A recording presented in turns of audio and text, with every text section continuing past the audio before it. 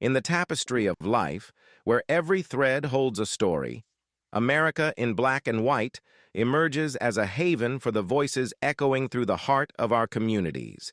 In this podcast, we wade through the rivers of our collective experiences, celebrating the vibrant hues of change brought forth by the whispers of hope and the roars of action. It's more than just a conversation. It's a journey into the heart of our society, illuminated by the light of those daring to dream and do. Join us, and let your voice be the melody that guides us toward a dawn where every color finds its place in the masterpiece of our shared destiny. Together, let's paint a future brimming with the positives that dwell in our minds and the actions that shape our world. Good evening, family, and welcome to America in Black and White tonight. We continue our mission of truth telling, legacy building, and amplifying voices that inspire transformation.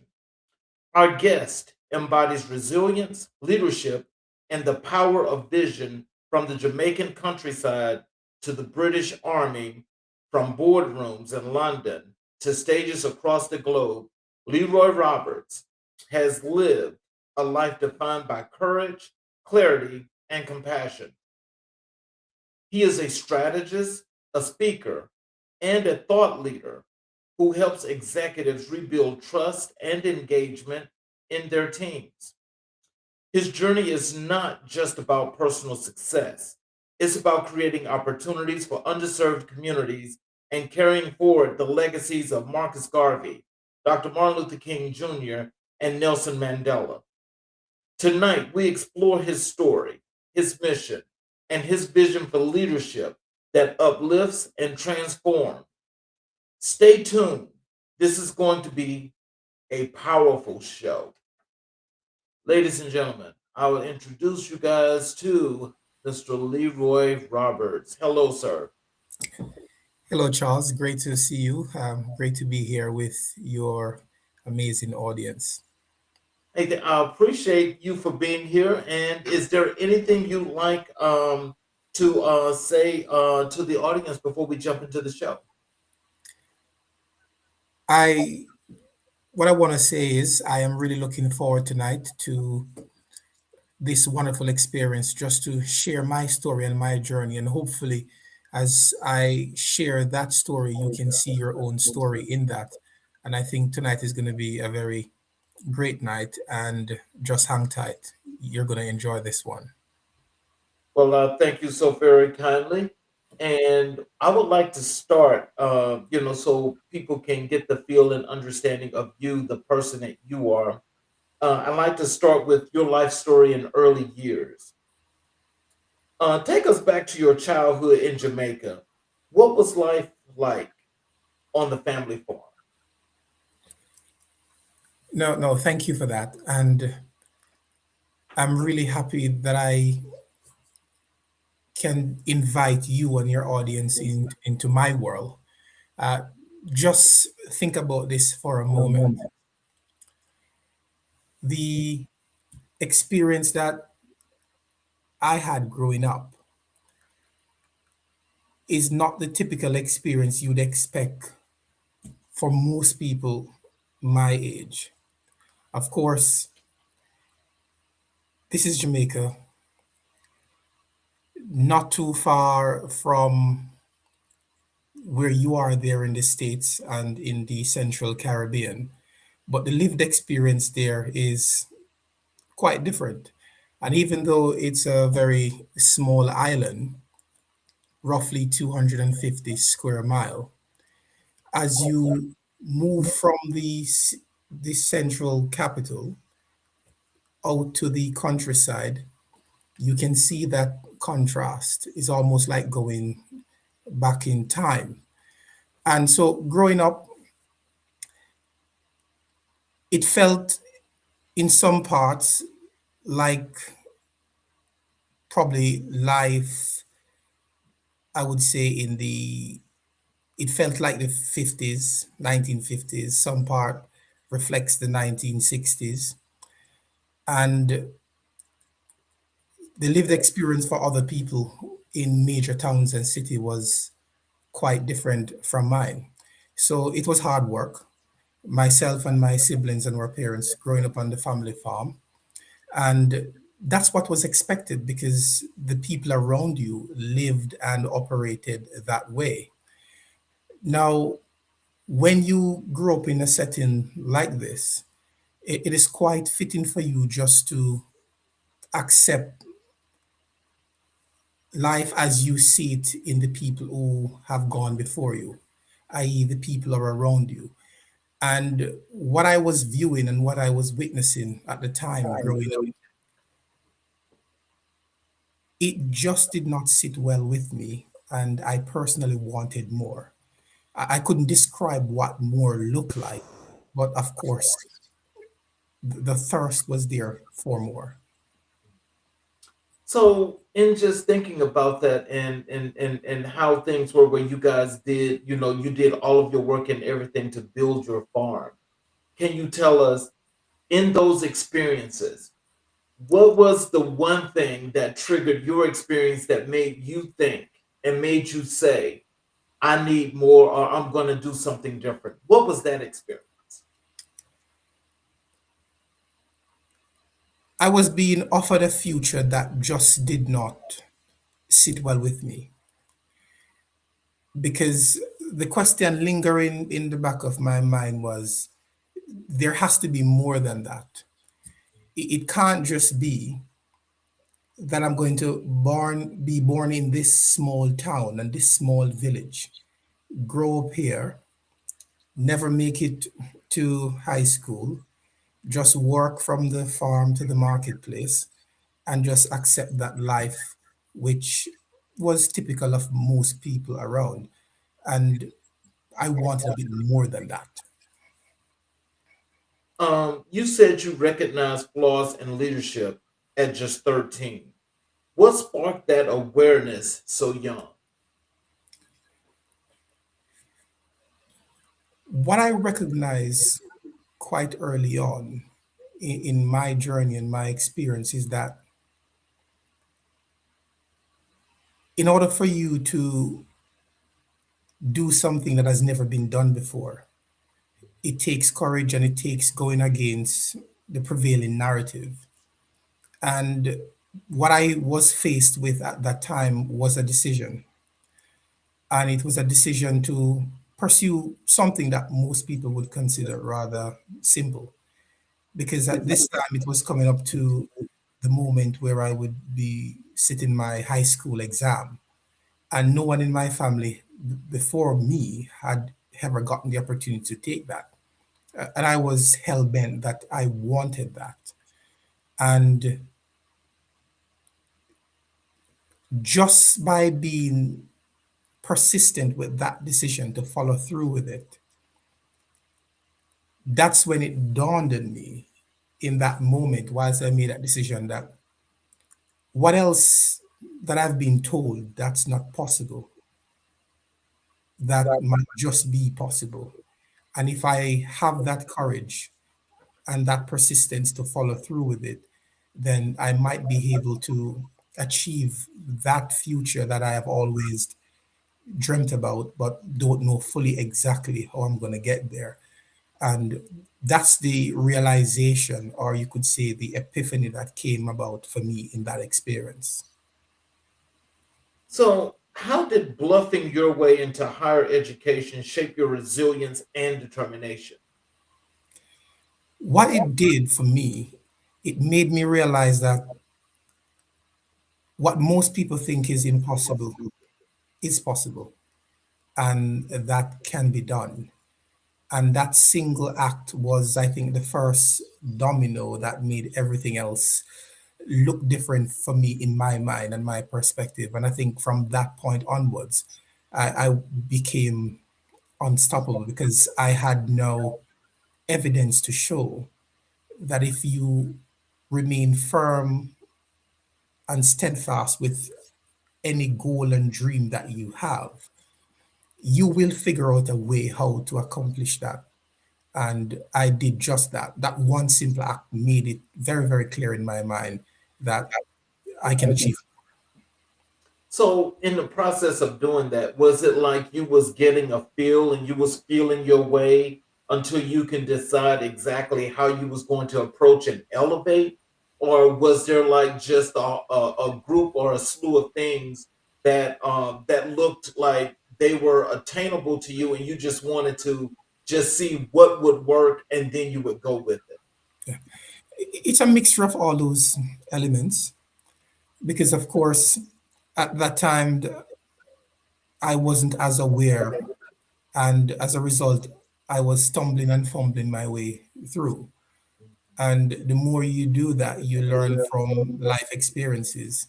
And also, you come in contact with other people along the journey, whereby you could lean on their exposure, and that will help you to scale some of the hurdles a bit more cleaner than I did, initially starting out. So what lessons from Jamaican countryside still guide your leadership today?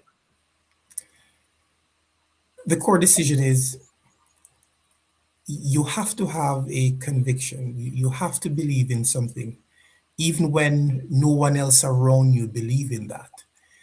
Because that experience about going into high school taught me one simple thing is that if you follow through with your decision, many of the people who doubted you will now become your supporters. But you will not get that support in the beginning.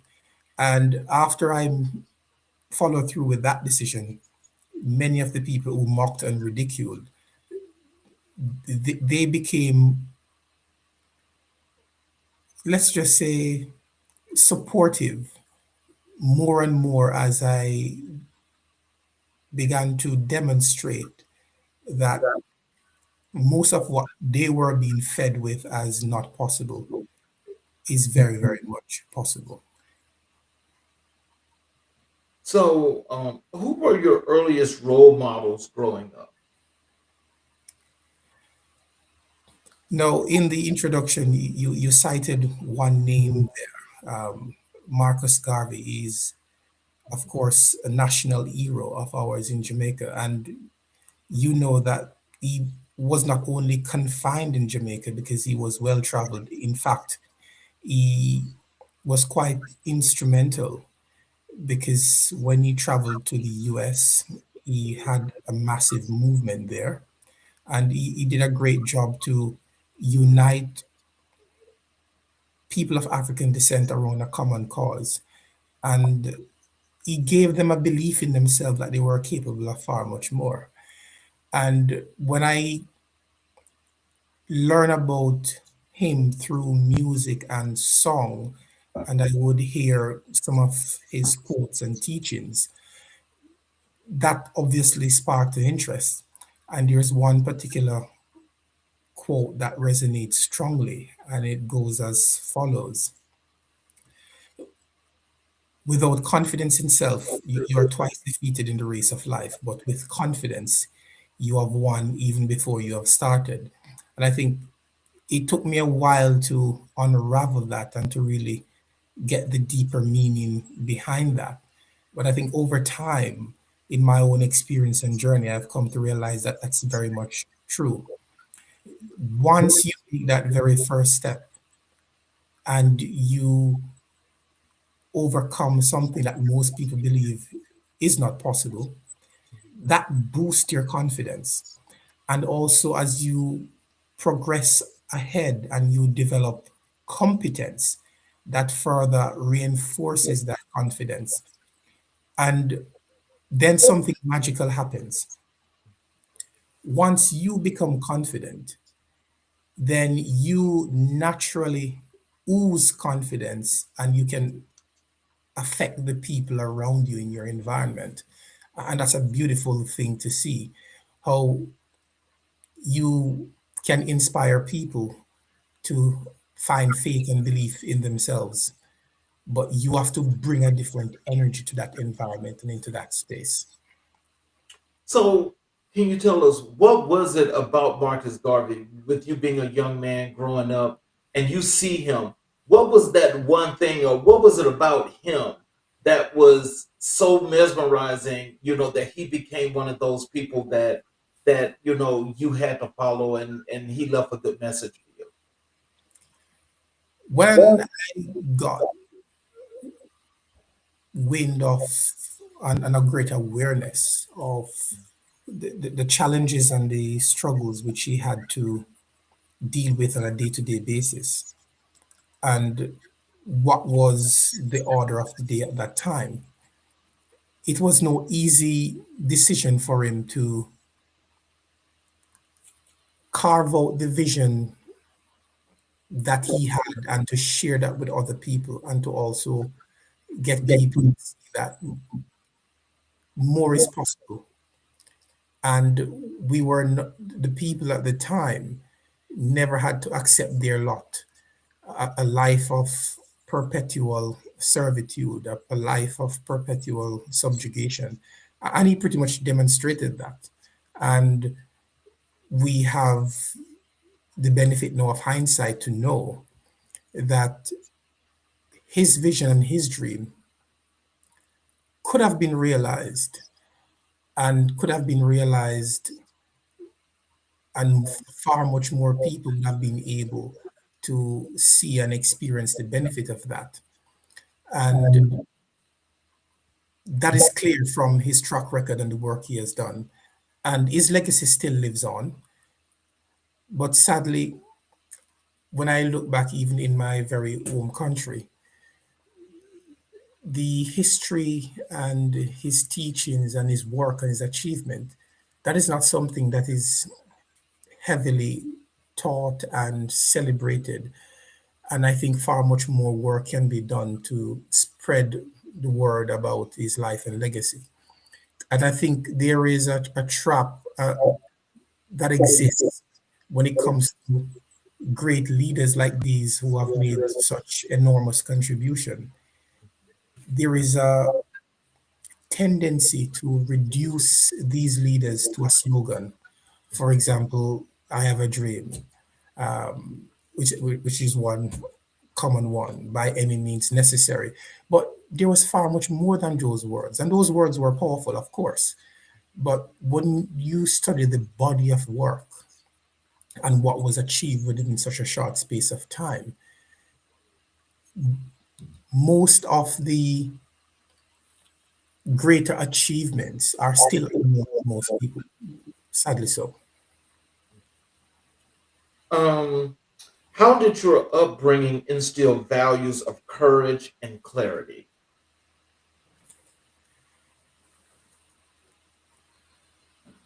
That became something that was weaved into life on a whole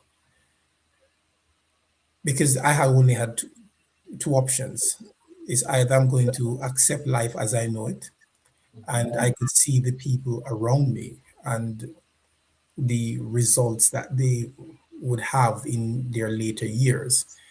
And it's not that we are bashing those work because we are grateful for those people who have gone before us. And of course, they never had some of the opportunities that we now have.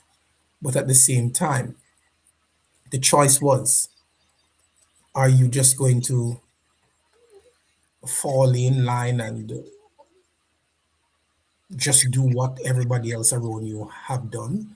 Or are you going to follow the dream that you have and to pursue that relentlessly, regardless of the fact that no one may believe in you now, regardless of the fact that there's not a crowd rallying around you and patting you on the back and say, go for it. And that was true of the leaders that we spoke about. When Okay. they started out initially, there were obvious challenges that they had and that they faced. So, what was the turning point that made you realize leadership would be your life's work? If you look at all developed countries that were doing really well, all developed societies that were at the forefront and was making the greater contribution to the world at that time, they were they all had one thing in common. They had good leadership. They had leaders who were not thinking about the here and now, but they were also thinking about the next generation. And the fact that that was the common theme through all nations that were doing really well at the time, it dawned on me that we have the capacity and we have the capability to do likewise. Because, as evidence in the leaders that name whom we have mentioned, these are people, of course, who have served us really well, and they would have gone on to do much greater things to advance society had they not been cut down whilst they were trying to bring that vision to light. And then I recognized that there's no other way. Everything good that we have seen in this world has been achieved through leadership. Somebody always had to step forward and emerge and to pursue that, to create that outcome that didn't exist at the time. So, how did your family respond to your ambitions beyond the farm?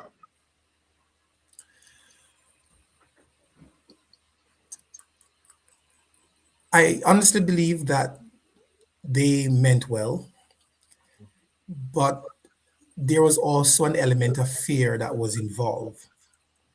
And understandably so, given that they would have grown up in different circumstances and with the limitations, there are many things that they didn't believe that was possible. And I think that fear unfortunately caused them to transfer those limitations. And as a result, that posed some challenge in the beginning. But I don't think it was a matter of them wanted to put those challenges and limitations there. But I don't think they were even aware that that's what they were doing by their actions at the time. Now, do you think that in that process, and just thinking back, do you think that they were thinking more so of the family legacy, the legacy of the farm, but then also if you were going to venture out and branch out, you know, also the thinking of how would that be relatable, or how could they, like have that same relationship with you if you're actually gone so far? Do you think that that was probably part of the thought process? It could be. I know when I started out initially, it was education. I knew I needed was to educate myself. No, that came with a huge financial burden. And I think just the thought of that alone was just difficult to handle. And they just reacted. But there might be some other elements as well of what you mentioned that could have been present. But all in all, it created a mix and a blend of push and pull factors, which didn't make things as smooth for me. And looking back now, I am happy for that because it allowed me to develop the muscles that I needed to move to the next level and to be able to be, I would say, equipped for the journey. And I can tell you, it has been quite a journey. Well, I think a lot of times, especially when it's like, I'm going to use myself as an example. Um, when I decided I was going to branch out because I wanted to do what I wanted to do because I felt like I needed to have, broad visions and horizons of just looking at many other things other than what I was used to seeing. And when I think back to that with my situation, because I'm the oldest of three, Mm. and so what I was thinking and what it showed to me is that the concern was, in the back of their mind, like the last thing was, yeah, we want you to do that, but we ain't ready for you to do it yet. And so, and just thinking that, hey, I'm ready to go somewhere. I have never been there, but I'm ready to make these adjustments. They weren't ready to make the adjustments because the times were changing. But I see that with a lot of parents and their kids, especially when you got one that's saying, "Okay, it's time for me to go," and it's like, "Where you going?" And so it's I guess it's a double edged sword because some kids actually just cow down and say, "Okay, well, I'm not going to do this," you know, but others say, "I gotta go," and and it seems like you said, "Hey, I gotta go," and so No, you'll do it. you're perfectly right, Charles, and I think you made a very great point there. And there's a well-known saying that people do not resist change; they resist being changed. And the fact that I was about to step out and step away from the natural order of things, it's going to force them now to react to that or to deal with that.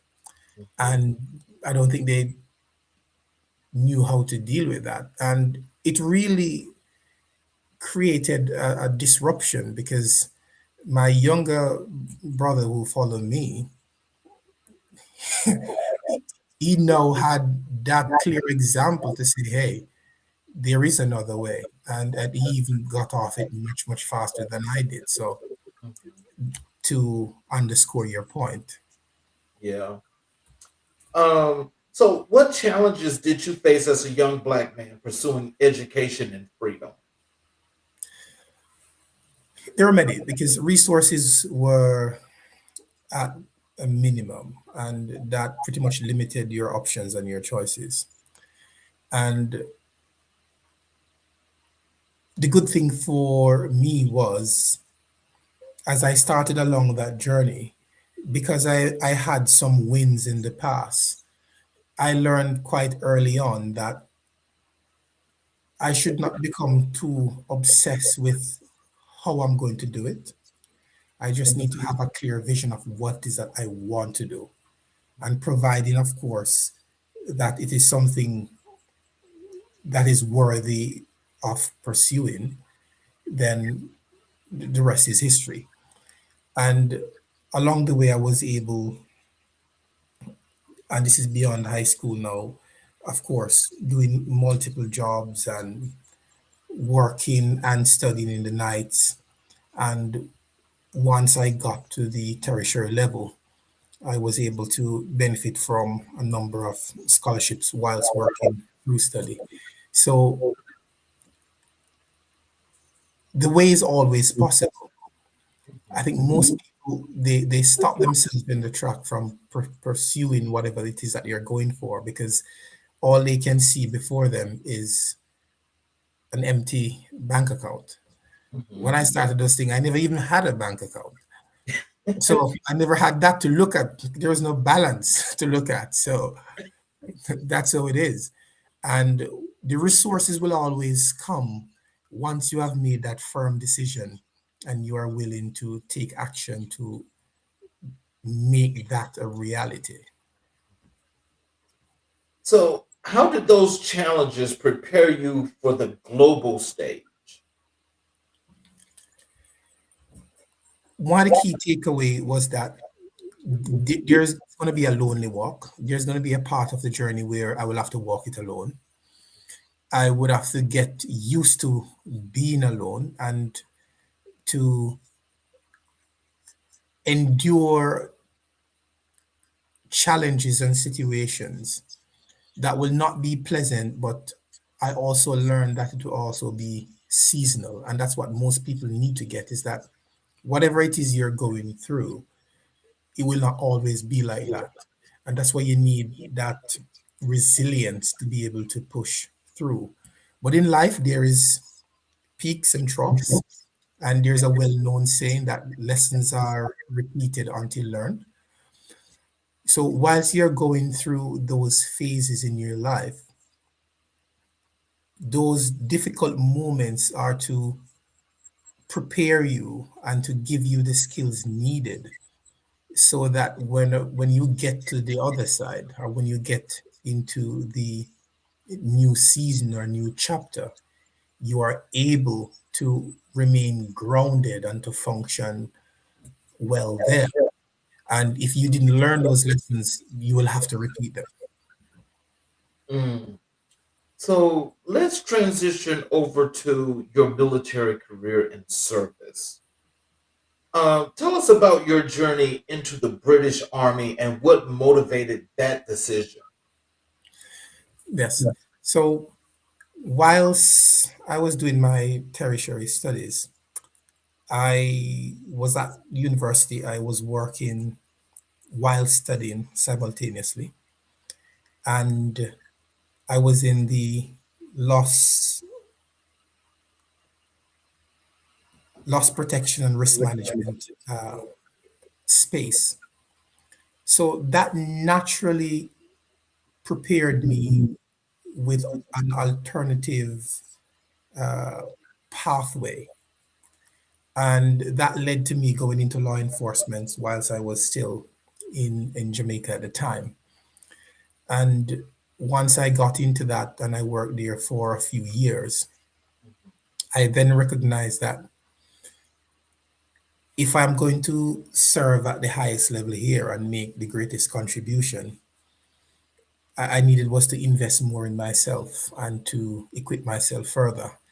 And so, true to form and true to what I would have experienced before, I set off to apply for graduate studies here in London. Again, not knowing how I was going to be able to fund that. I knew that there were scholarship options available, and whilst that did not work out in my favor, I still went ahead, still applied, and made all the preparation, got accepted. Oh, wow. And when it got to that time where I needed to find the funds to do that, which of course it was an astronomical figure, Mm. I can that's when, imagine. yeah, we're talking about many millions, because I think by the time my undergraduate studies cost me a little over and this is just tuition and fees only. Tuition and fees only was over $1 million Jamaican dollars. And to pursue this graduate program, I was looking at, wow, I would say anywhere closer to about 4 or 5 million for just a year of studies. And that does not include room and all the other stuff to go along with that. So when I saw the opportunity that the British Army was recruiting from the Commonwealth, immediately I saw that opportunity and I just went straight for it. So, now this is a two-part question. Had you ever had any military experience at all? And if not, what made you take this opportunity or take this chance? The So no, I had no military experience, Mhm. but given the hostile environment which I operated in Okay. whilst in law enforcement in Jamaica, and not only that, but I had knowledge of the statistics. And at that time when I checked it, and this is a sad thing, the fatalities which were happening locally at the time, it was higher than what was happening in active theaters of war. So when I compare the data, I said, well, I'm already in a hostile environment. And it presents me, this option at least present me with an opportunity to get closer towards my goal. It wasn't an easy decision to make because I had to uproot myself, leaving everything I know behind, family, the life I would have created up to that point. And this was my very first time leaving the country. So it was a bold step. Well, can you tell us this? What were some of the most defining moments of your military career? Wow. No, the British Army is a unique place to work in. And because the tentacles of the British Empire went so far and wide, and they also actively recruit from the Commonwealth, it created a very diverse environment, which of course naturally had its advantages and disadvantages. So if you had a closed mind and you were not open to new ideas and working with people, then you would definitely struggle. Uh, Going through that experience, it has really took all that I would have experienced prior to a whole nother level. Because I was in a different situation. I just want you to picture this for a moment. You have leave everything that you know behind. You're in a totally new environment. You have to adapt to the new culture, the new ways of working, and then at the same time you are being prepared to make the ultimate sacrifice just the same. And there were other challenges that you face as well as an outsider and fitting in and just trying to perform your role at the highest standard and at the same time just to keep your sanity because you had to wear so many hats and to become so many things to function in that environment. If you're not careful, you can really lose yourself in those spaces. You know, you said some things, while answering this question that actually caught my attention. And I want if you could tell us, like, what was the culture like for you? Were you culture shocked, and how did you adjust to that? And did culture even play a part in all of the adjustment that you had to Of course, the culture there was the best way to describe it is this way. Let's just say the trailer was better than the movie. make?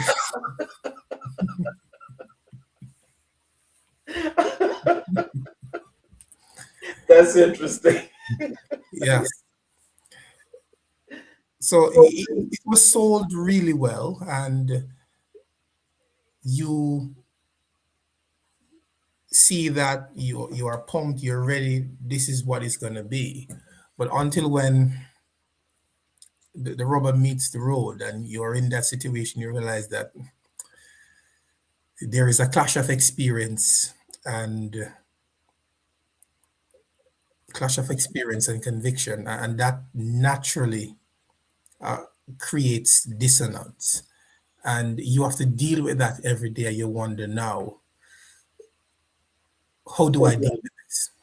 But you don't really have the time and the space to sit down and to ponder and to go over it. You're in it already, and you just have to make it work. And that's where the innovation comes in, and that's where I had to draw heavily on not only the experience I would have had in the past, but the level of openness that I would have bring with me, because I said this many, many times. I did something that myself and many other people do it all the time, every day. But most people in comfortable countries and environment don't do that. They don't pick themselves up from their country, leave their family behind, leave everything that they know, go into another environment, to work into another system, to work with people you don't know, people who don't like you. Now, for you to be able to do that, you have an attitude, a winning attitude, I would say. You are willing to throw yourself into an unknown environment, and you are flexible enough and willing enough to learn, to adapt, and to grow, not knowing whether or not you will fail or succeed. Mm. So I had to take 10 steps before most of my counterparts that were native to this land take their very first step. Right. How did serving in multiple nations shape your worldview? So it's one of the best education I could have ever received. And it made me realize how important it is that we need to have intellectual curiosity, and we need to be open to other ways of thinking and ways of operating. Because when we stay in our little bubble, we can become blindsided to the very thing that we might need. And sometimes it's not necessarily new information, but it's just a new perspective. And sometimes that's what is needed to shift a conversation.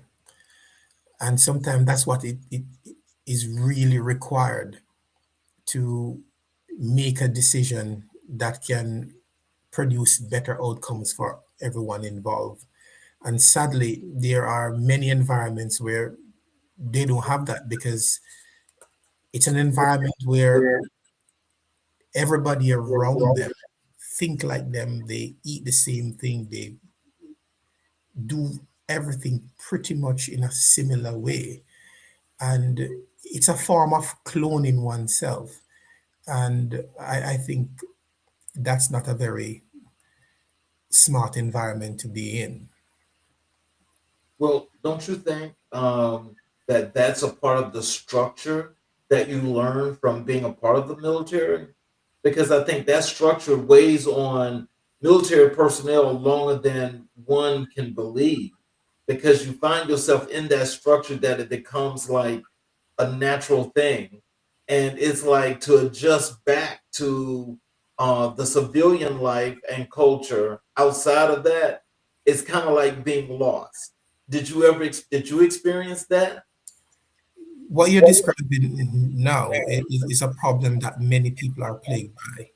I think one of the benefit I have is that I had the opportunity to have lived and worked and gained exposure prior to me going into the military. Many of the person whom I would have met along the journey who went straight into military service out of high school, they have no idea what the outside world is like. And I Right. think they tend to struggle a whole lot more. And it's not very difficult for you, whilst you're having conversation with someone, to tell whether or not they have a bit more exposure. It comes out quite easily in just how one thinks and approach situation, and you can pick that up. And I was able to pick that up quite easily as well. So, what lessons in discipline and teamwork did you carry from the Army into civilian life? I would say one of the best example, and there are many to draw from, is that when there is a mission to accomplish, regardless of the differences you have with the person beside you or behind you, you have to set that aside to accomplish the goal because there is so much at risk, and you have to put aside your petty differences, and that's key. And I think you will need that type of attitude to succeed in any aspect or area of your life because you'll never be able to have true success as an individual. You will need people along the way, along that journey. And it's important to know that, to learn that, and to recognize that, and to be open and willing to accept advice, accept support, because you will need it. And those lessons were hammered into us very, very early. And it is great to walk away with that. I want to do a word association game. I'm going to say a word, and I want you to tell me the first thing that comes to your mind. And I want you to remember the words as I ask you the words, because it's going to be very important to tell me how they are so important. First word, Jamaica. Mm. First word to come to your mind. Home, home, Team, collaboration, work, purpose, people,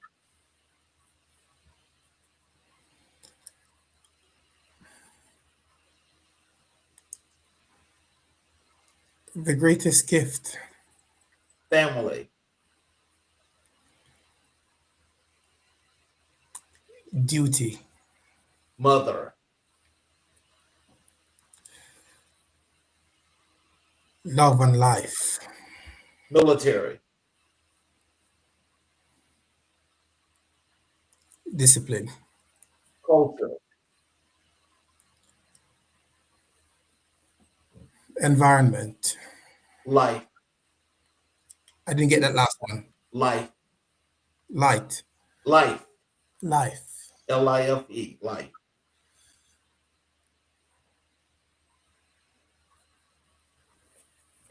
I would liken that to, I would say, education, Final word is adjust.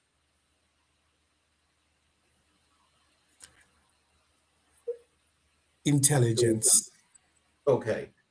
Of those 10 words, which word is the most important to you and why?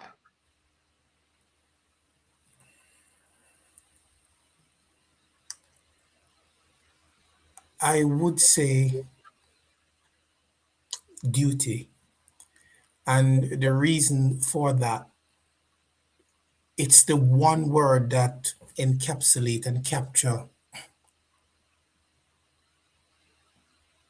all the ideals, responsibilities in one unique label. Because I have a duty in this life. I have a duty towards my mother. I have a duty in work, relationships, society. And that duty, in order for that to be achieved, I will need to exercise many of the attributes which I mentioned, such as discipline, and others.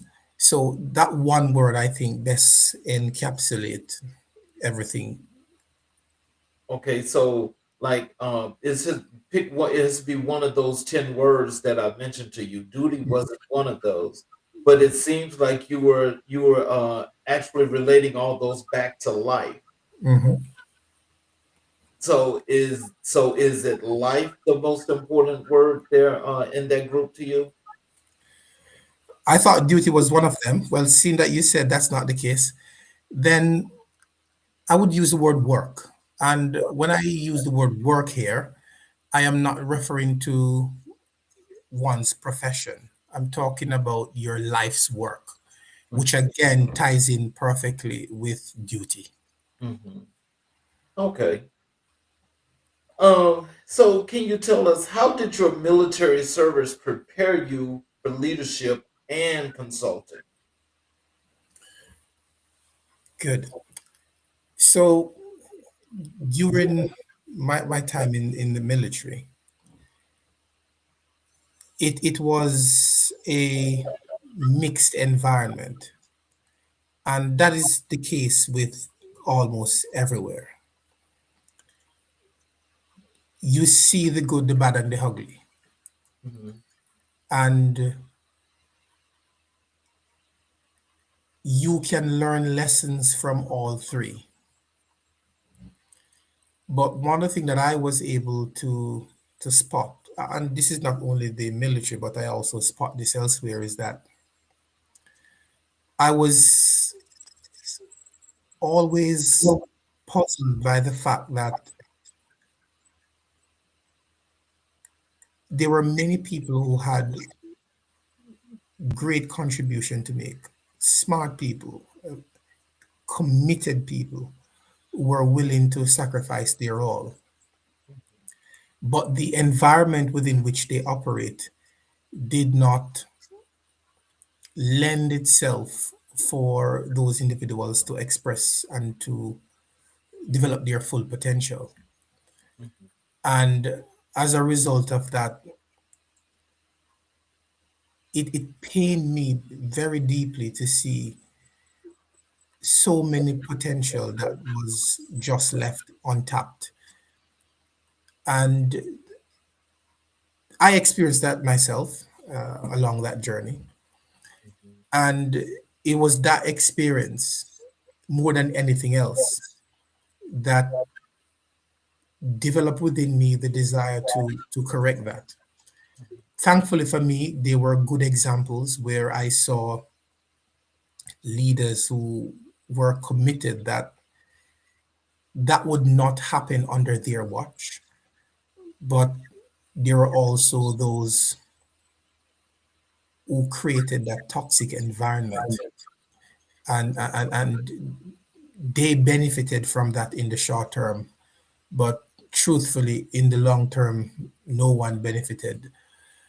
And that's what really prepared me to step into the world of work that I'm in now. And that is why I now dub myself as the culture reset guy, because when the culture is right, most of the other challenges that were there, they could have easily be appropriately handled, because you will not be treating symptoms, you would be dealing with the root cause. So, what was the hardest challenge you faced as a soldier?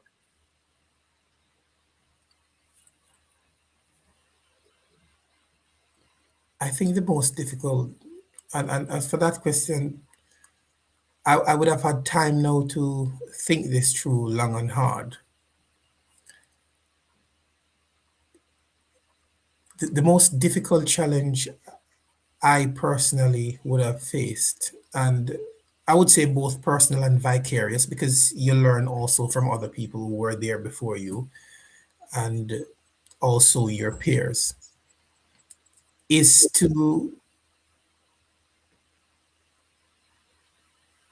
be in an environment where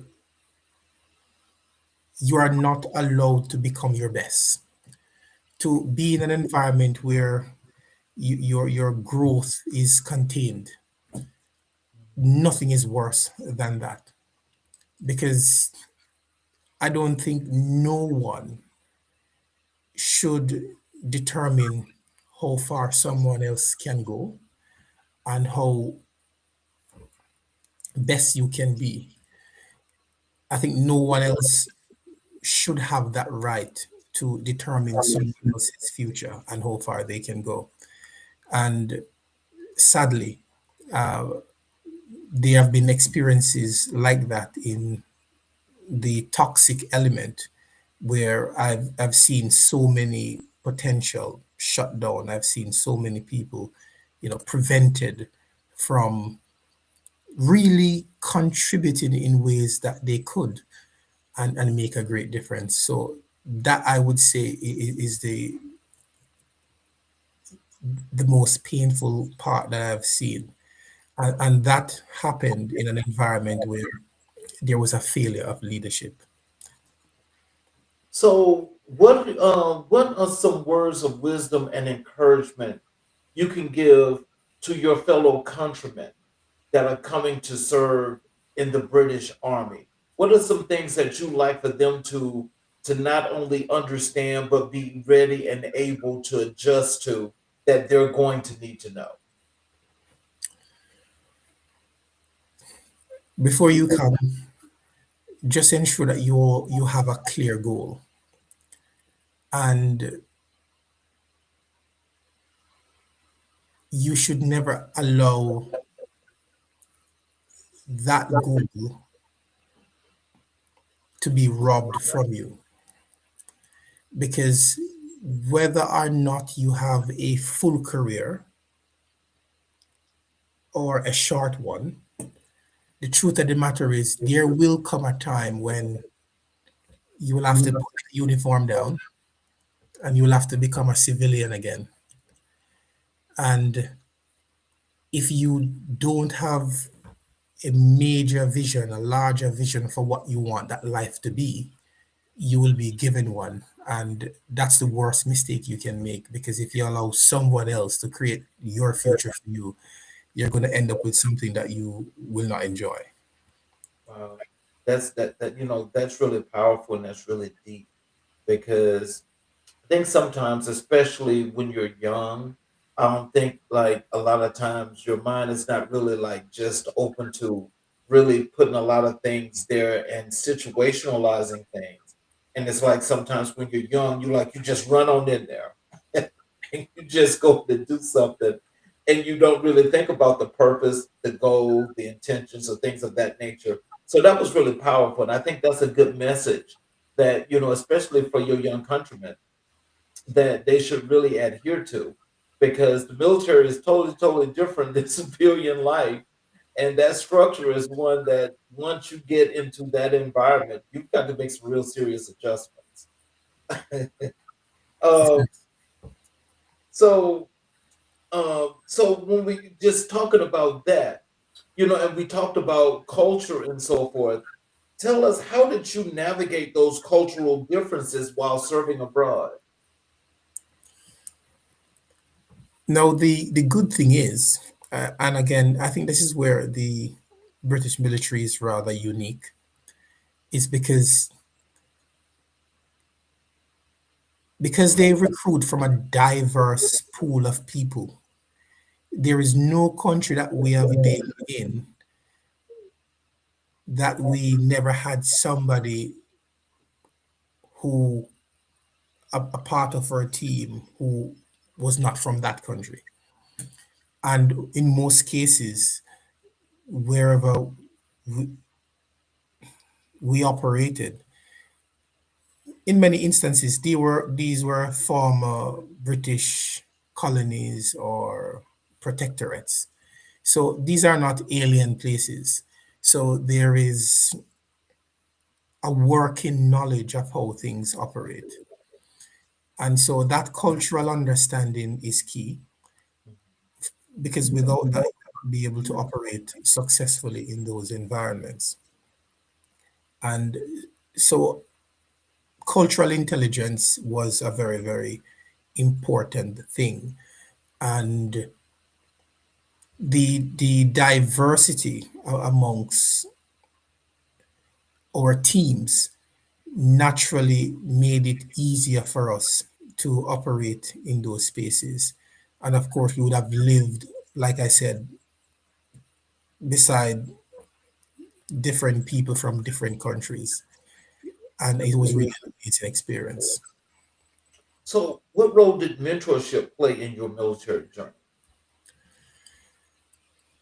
No, mentorship was key. When I started out initially, I never had a mentor. So I was pretty much going through it by myself. And of course, I made some mistakes as a result, and I got some things wrong. But then I recognized quite early on that I needed was to learn from somebody else. And whenever you are fortunate enough to find yourself in an environment where you have people who are willing to avail themselves, then I think you should definitely take advantage of that. I had the opportunity to come to know people along the journey, people who started out much, much earlier before me. And once I get an idea to assess who these people were, then once I recognize that where they were and where I wanted was to be was in alignment, then I made the very best choice from the very tiny selection that existed at the time. And that's key because most people get this wrong. Mentorship is totally different from having a coach. When Mhm. you're choosing a mentor, you see qualities and you see results in that person that you'd like to attain. And you're seeking those individuals out because they are 10 step ahead of you and they can help you to get there. So in choosing mentor, please choose carefully. That's key. How did your military career influence your sense of responsibility to community? The military is all about service, and it is service beyond self. And that wasn't something new for me because prior to the military, I served in the police service, police force. Mhm. And so I was already coming in with that sense of service and duty to country. And so it was a natural, a hand in glove relationship. And that helped me to recognize, and it lined up naturally anyway with my own personal values long before I came into this country. Because you can't be safe, your family cannot be safe if the community that you live in is not safe. And therefore, it behooves us then that we should all have community interests. Because by making our communities safer, we are naturally guaranteed our own safety and security. Let's transition over to your work as an entrepreneur and your community impact. Um, what inspired you to become an entrepreneur after military service? Good. So the entrepreneurial pathway for me only made sense because I would have had the opportunity to see other entrepreneurs, see the great work that they were doing, and also the contribution they are making. And I think sometimes entrepreneurs are not given the credit that they deserve. And it's very hard work because being an entrepreneur, it requires conviction, it requires courage, it requires hard work. And you need that resilience and mental toughness because most entrepreneurs have had many failures before they have any success. And so these are people who have been through a lot and they're oftentimes coveted for their achievements, but most people don't know the journey and the experience that they have been through. So when I recognized the challenge or the challenges I saw and how there was no adequate solution to that, and I'm now referring to the toxic culture piece, I began to think about that more and more. And the more I thought about it, is the more I realized that in order for me to adequately address this issue and to provide a solution to this issue, I will not be able to do it as an employee. Because as an employee, you are limited in terms of what you can do because you are employed in the context of someone else's environment, and you have to ensure that you are fulfilling what it is that they employ you to do. So, how do you define entrepreneurship beyond profit? Entrepreneurship beyond profit is when you arrive at a place where it's not just income, but it's also impact. And you can balance that out and achieve both outcomes.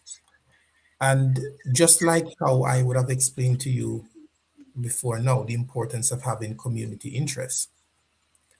As a person who is an entrepreneur, you want to ensure that in fact, business is all about providing solutions to problems. And in providing solution to problems and serving people with products and services, naturally, you should want to treat your customers fairly. And you should want to move your customers from a place of being customers to being clients, by you can be a trusted advisor to them. And once that relationship is developed to that level, you want to ensure that you guarantee good outcomes for the people that you do business with, your stakeholders. It's that type of relationship.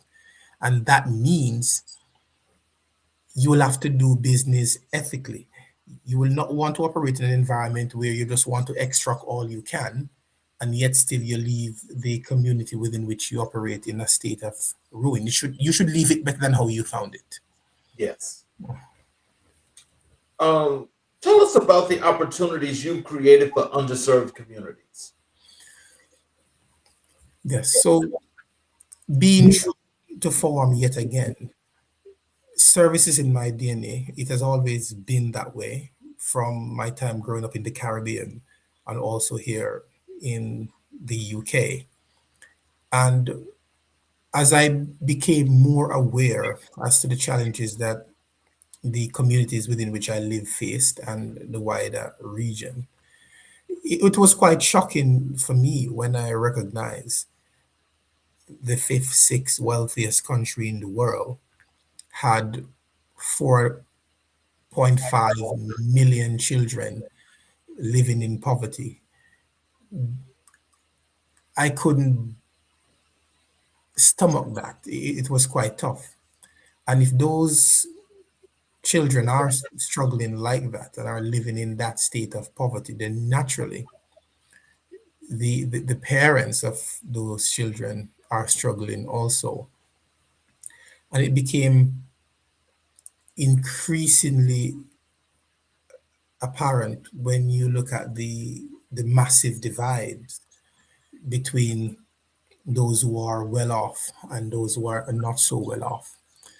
And a lot of these people who are struggling is not because they're lazy, it's not because they don't want to work. That might be true for some, but not all. We're talking about people who are educated, who are doing well. But society is changing so fast. And most of the things that, and by things here I'm referring to the skills and qualification that one had in the past, which could have guaranteed them a decent job with decent income, those are no longer possible.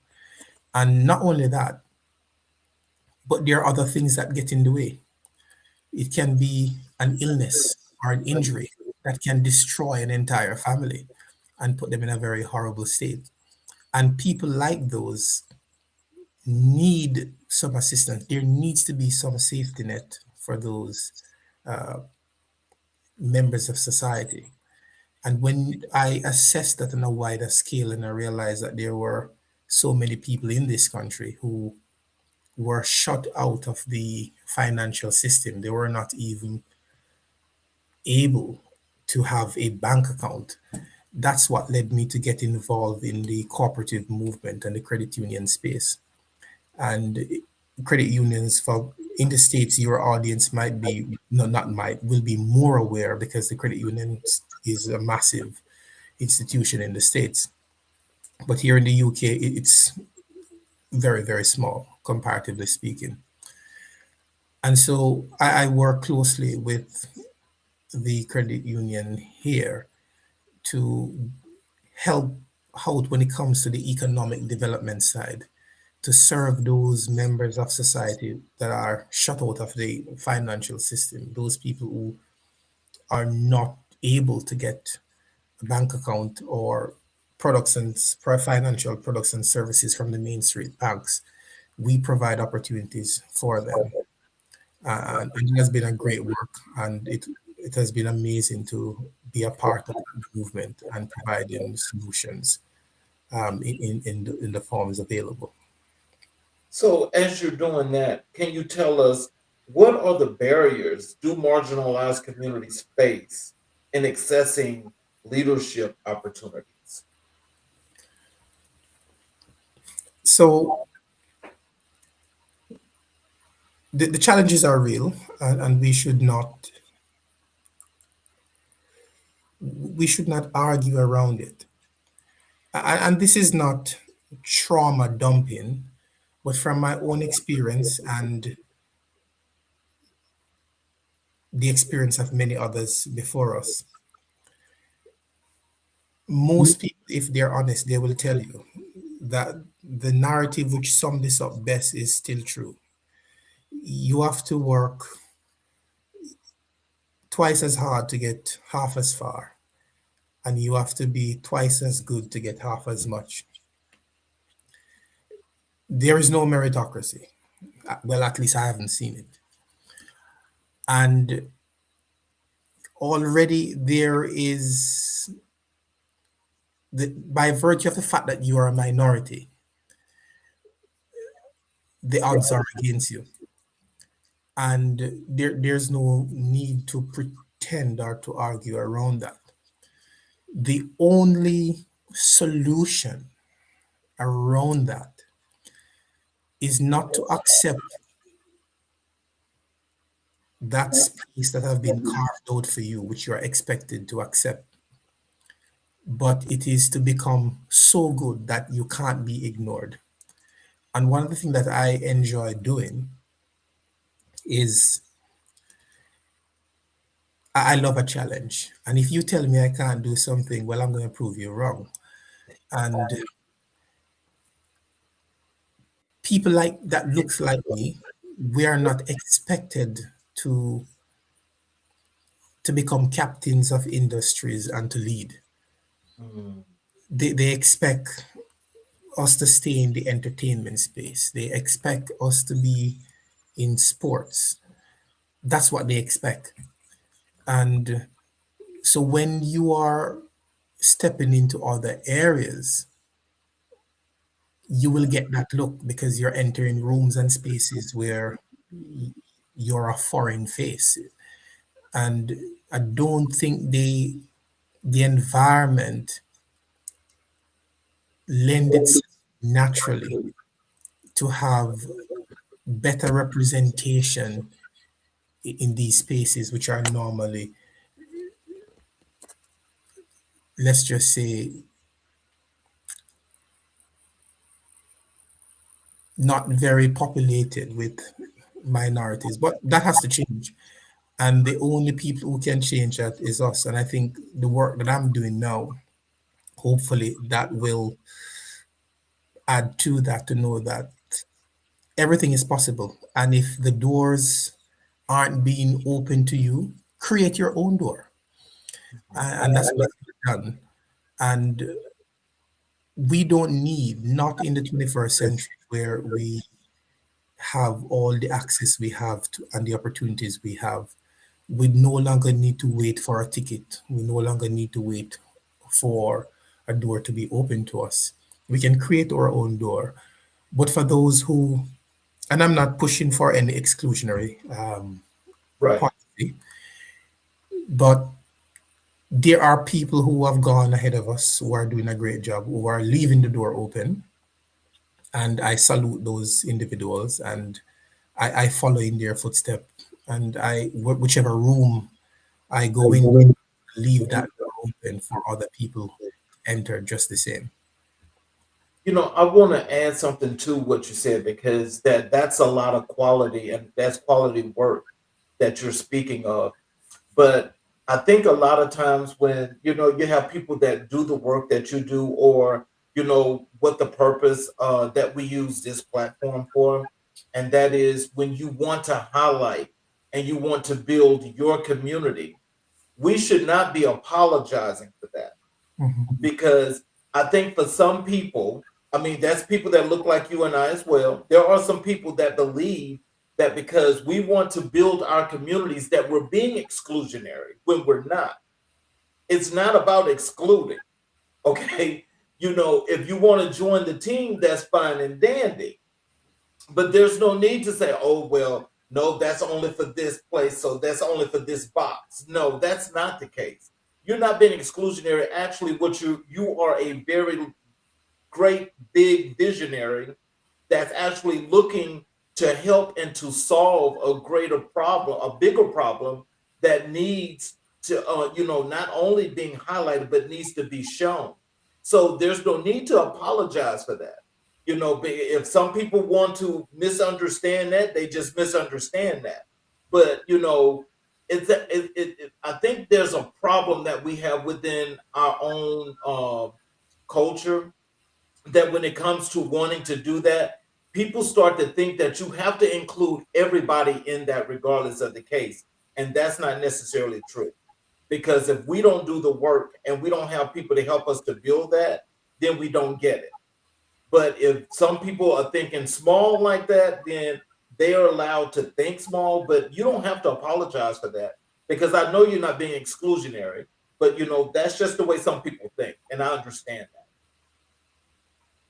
No, you're perfectly right. And I think one of the things that we need to do a greater job about is to tell our story. And I Yes. think too often we don't tell our story enough. No, thankfully for you, Charles, and I've mentioned this to you when we spoke earlier, Mhm. that you are doing a great job in getting the information out.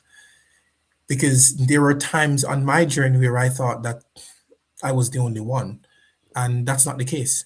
It's just that most of the people who have gone ahead of us and who are even doing it even now, we are not aware that they are doing it because they're not sharing their story loud enough so that other people can hear it. And I think this platform is a blessing when it comes to that because you're providing a means to get that information out there for people to realize that hey, this is what is really happening. It's just like, and I like this because Oprah Winfrey is a statement she makes, and I remember it quite well. She said, I come as one, but I stand as 10,000.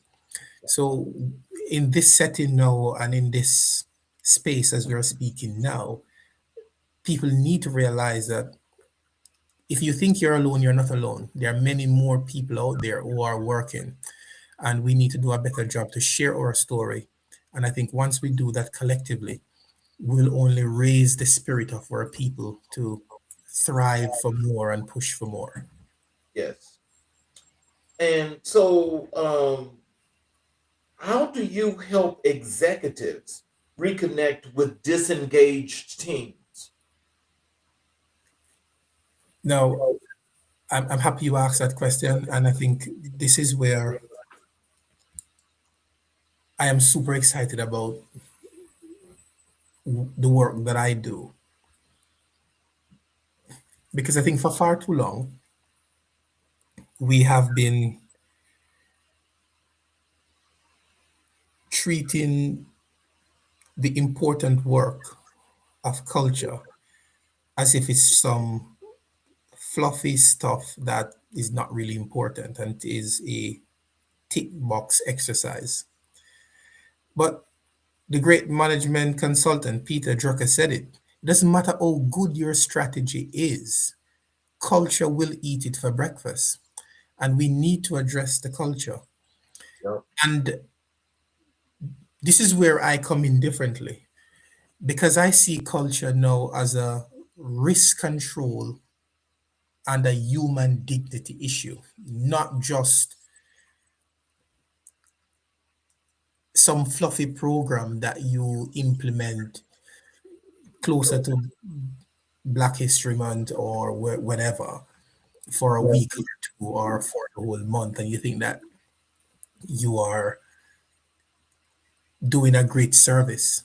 No, if the environment is not right, it will cost you more. And there's enough study and information out there on this. If you read Harvard Business Review, Forbes, Gallup, all these institutions which have been carrying out these research, there's enough evidence to show that where there is a toxic culture, it costs the organization far much more in terms of turnover, absenteeism, and quiet quitting. So it's a critical issue that needs to be addressed. And I think the reason why we are stagnating on this issue is because we're not giving it the attention that it deserves. And I think culture should now be viewed as a risk control function and also a human dignity issue. And if we approach it from that perspective, then I think we will see a shift taking place. And so let's transition over to Black history and influences. When we spoke and I asked you who were the most influential people in your life in Black history, your life and career, you told me Marcus Garvey, Martin Luther King Jr., and Nelson Mandela. Can you tell us when Marcus Garvey emphasized self reliance and empowerment, how has his philosophy shaped your career?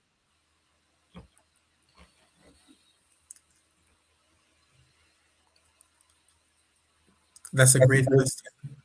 And I am happy for how I have aligned myself over these past few years, and particularly the great work that the union movement does, not only here in the UK, but around the world, because it's a massive movement. It's all about economic empowerment. Mhm. And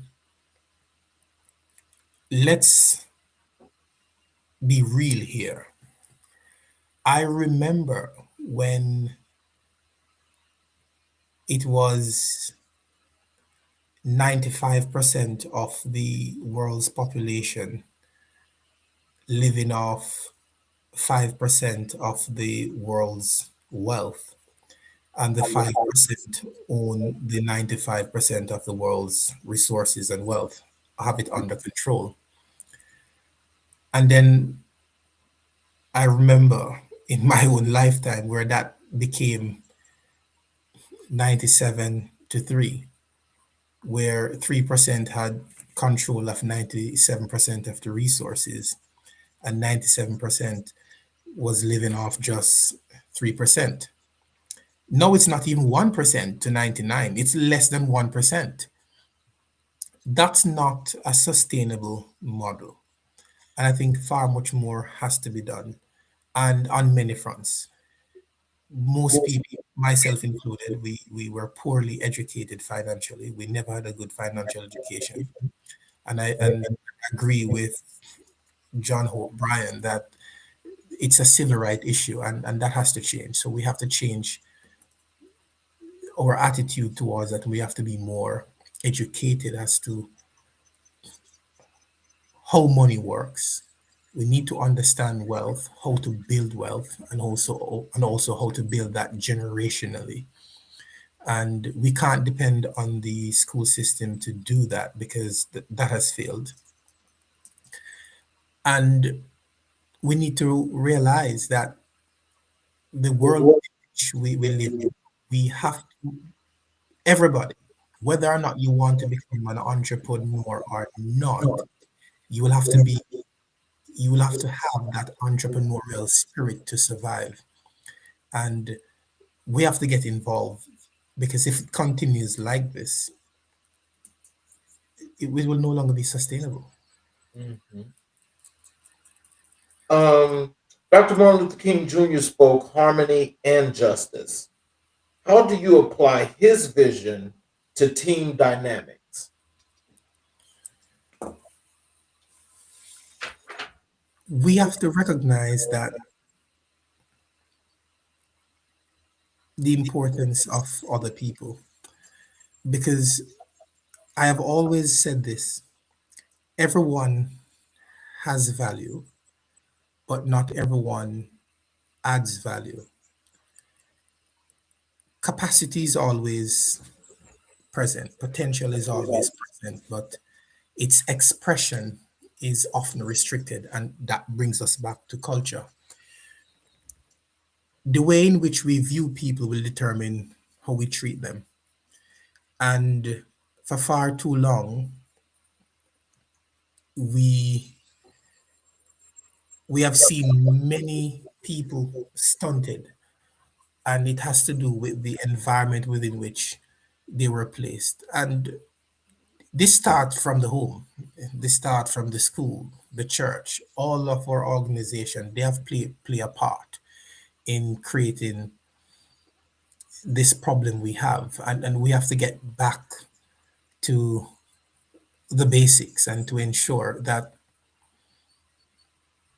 people realize that they can accomplish anything they dream. And as long as they're not going to be destructive and they need to get a sense of their duty and their responsibility to ensure that they are not just here to be here, but they are also here to make a meaningful contribution that will outlive them. And I think once we can help to raise better human beings, then we'll be on that track. So, in order to have harmony and justice, we have to learn to treat people better.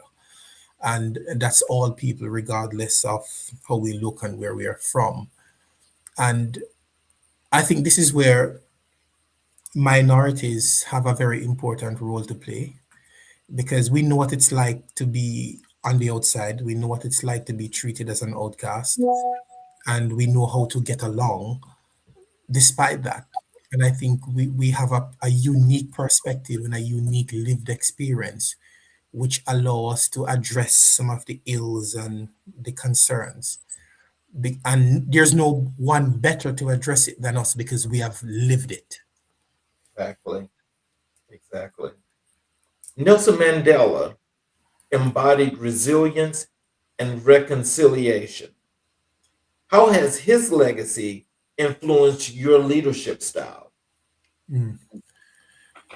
Now, before I answer that, I would like to share a very important story. I remember quite vividly in my early years when I joined the British military, we had this leadership session. And whilst we were having this talk, I remember it now.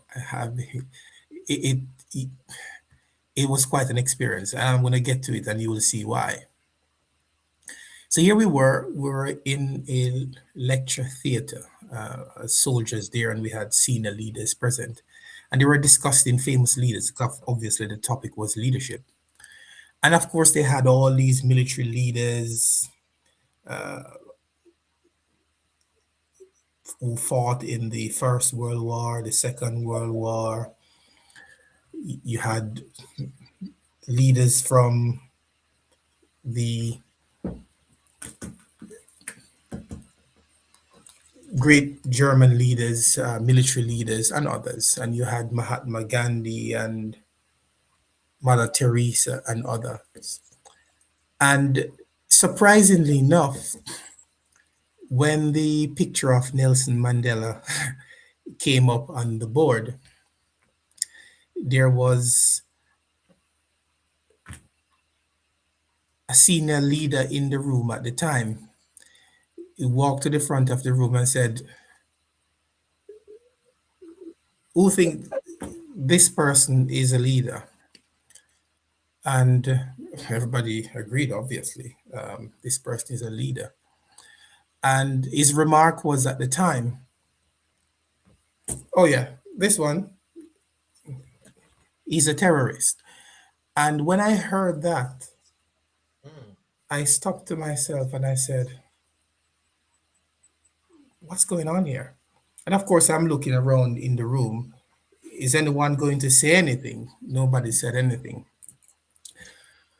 But what that did, he was not challenged, but I just knew deep down that something wasn't right.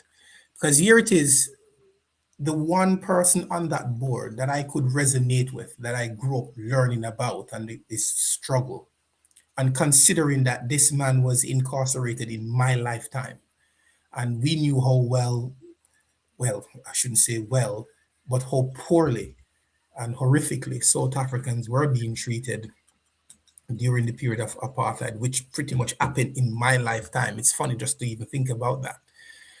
And at this time, this man was already a hero. He had already served his term as president of South Africa, but yet still here somebody who is reciting a narrative which existed during the time of apartheid, and yet still he was unchallenged. Now that led me to do research and to research more. And of course, that's when I would have gotten into a greater understanding of the reason or his motivation for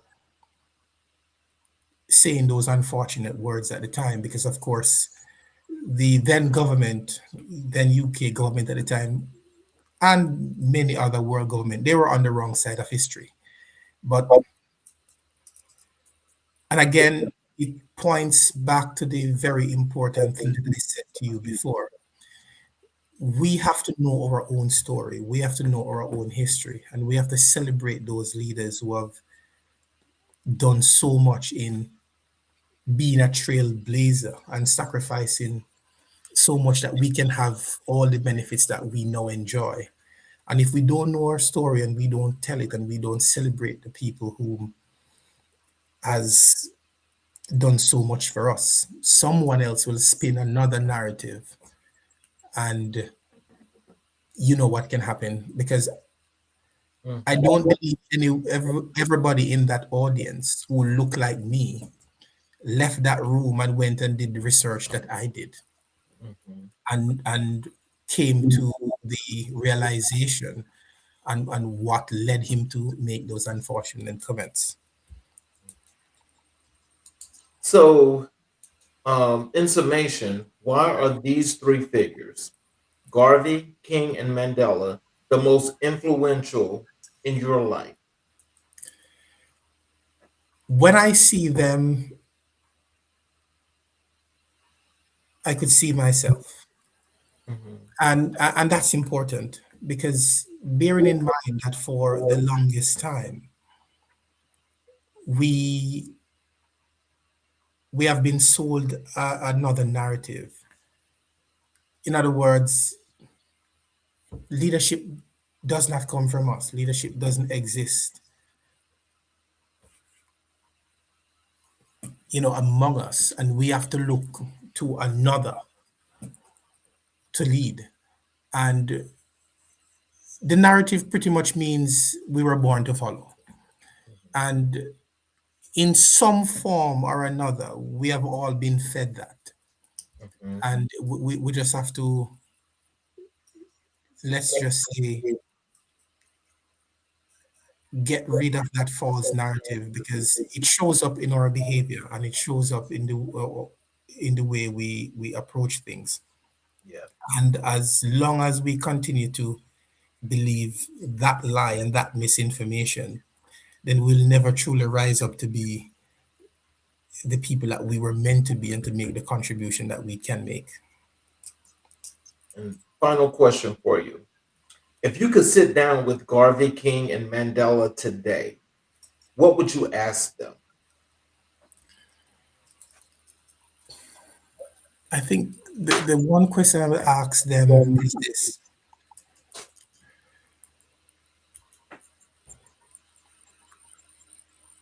why did they do what they did at the time they did it? And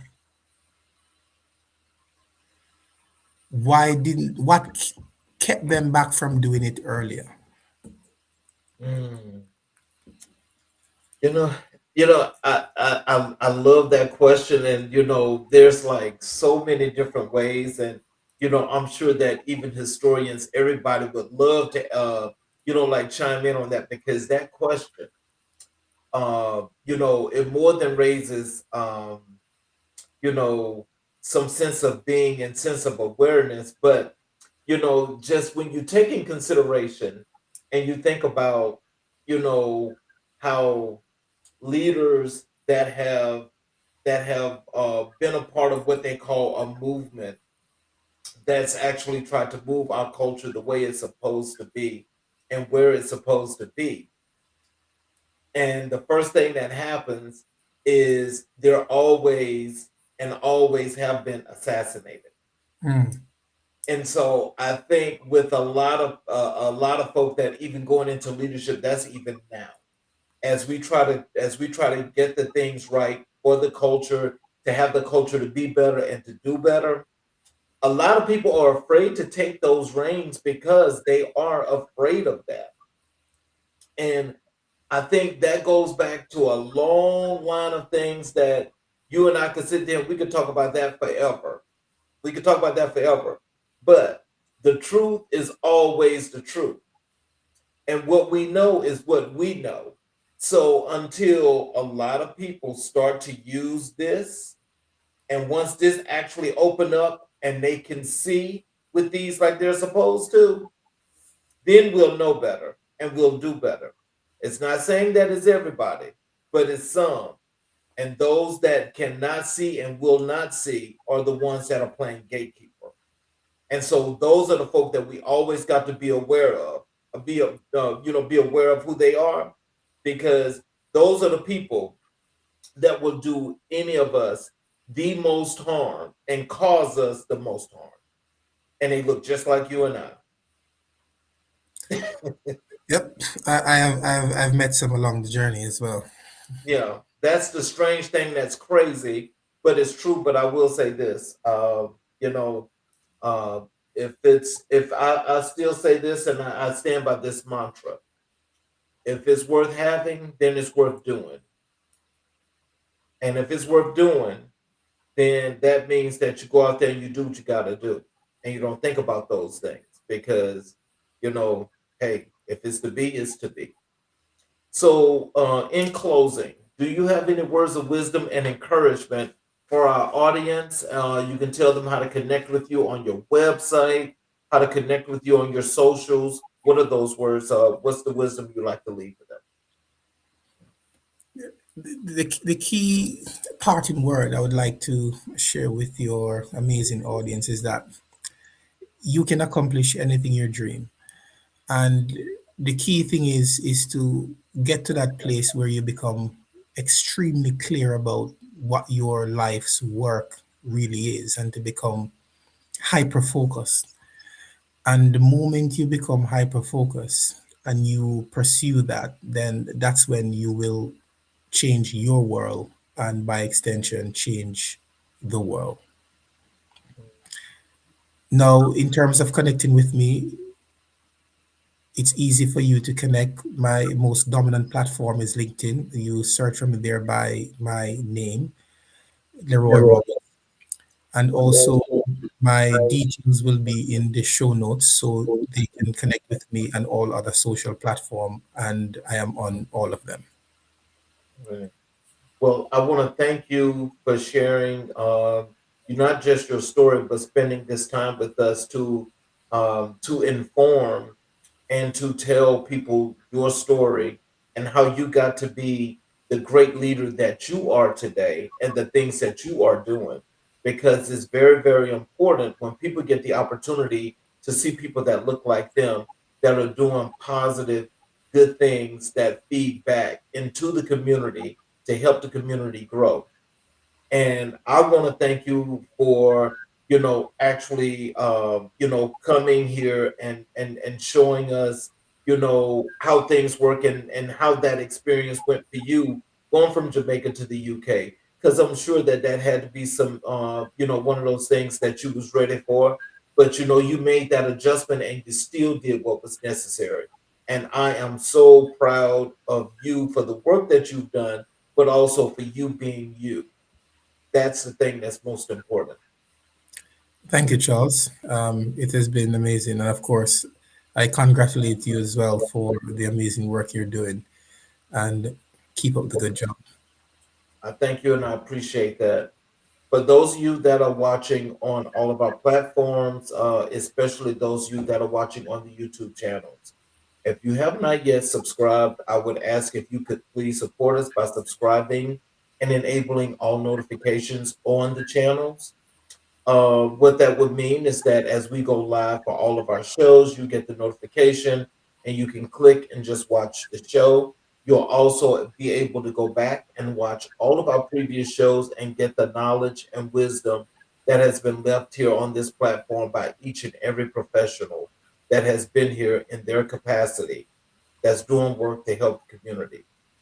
Um, that would be the end of our show tonight. I want to thank you guys again.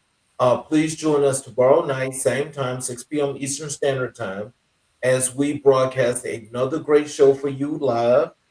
And I want to thank you guys just for being here. Please come back and watch the show tomorrow night. It's another great show. I'm your host, Charles King, and this is America in Black and White. We will be here again tomorrow night, continually continuing to color conversations on the canvas of America. You guys have a great evening, and please come back and see us tomorrow night. Thank you all again. Thank you, Leroy, and I will definitely be in touch with you.